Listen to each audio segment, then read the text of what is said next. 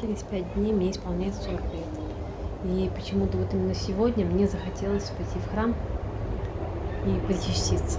Была такая удивительная погода, замечательная, вообще какой-то вечер вот чудесный. У меня было такое ощущение, что я летаю, вот как эти облака, наверное. Бывают иногда такие дни, когда ты чувствуешь себя вот просто счастливым. Просто, не знаю, потому что ты есть, потому что ты идешь, можешь купить себе кофе, потому что ветер раздувает волосы. Так хорошо.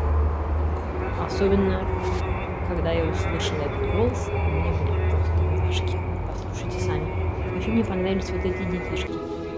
И у нее 4 детей, четверо. И 3 девочки, они все были в одинаковых платьях.